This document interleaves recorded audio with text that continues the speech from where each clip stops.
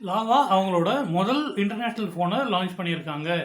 Flagship கில்லர்னே சொல்லக்கூடிய ரேஞ்சில் இருக்கிற இந்த லாவா அக்னி 4 பற்றி தான் இந்த வீடியோவில் பார்க்க போகிறோம்.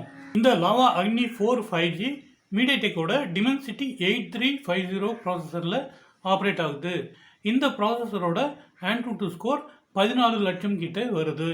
இந்த ஃபோனில் 6.67 அங்குல 1.5K AMOLED ஸ்க்ரீன் இருக்குது. இது 120 ஹெர்ட்ஸ் வரைக்கும் போகும்.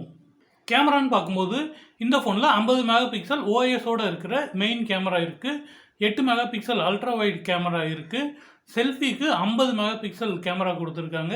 இந்த 3 கேமராலுமே 4K வீடியோ எடுக்க முடியும்.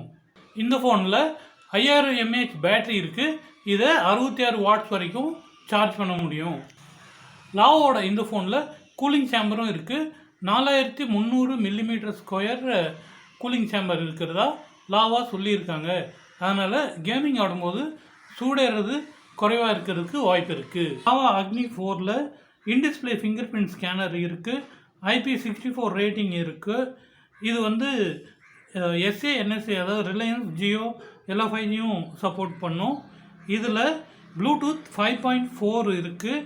அப்புறம் டுயல் பேண்ட் வைஃபையும் இருக்குது. ஸ்டீரியோ ஸ்பீக்கர்ஸும் இருக்குது. ஆண்ட்ராய்டு 15ல் இயங்குகிற இந்த ஃபோனில் லாவாவோட வாயு அப்படின்ற ஒரு ஏஐ மிஷினும் கொடுத்துருக்காங்க. லாவாவோட இந்த ஃபோன் 8GB ரேம் 256GB ஒரே ஒரு வேரியண்ட்டில் வருது. இதனோட இந்திய விலை 25,000 ரூபாய். இந்த விலையில் தூய ஸ்டாக் ஆண்ட்ராய்டோட கிடைக்கிற ஃபோன் அப்படின்ற வகையில் இந்த லாவாவை கன்சிடர் பண்ணலாம்.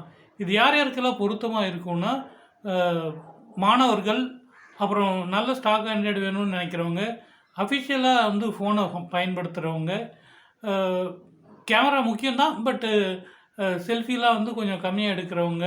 ஏன்னா விவோ அளவுக்கு இதில் கேமராவோட குவாலிட்டியெல்லாம் இந்த ப்ரைஸ்க்கு நல்லதாக இருக்குனாலும் கேமரா ஃபோக்கஸ்டாக லாவா அந்தளவுக்கு சொல்ல முடியாது.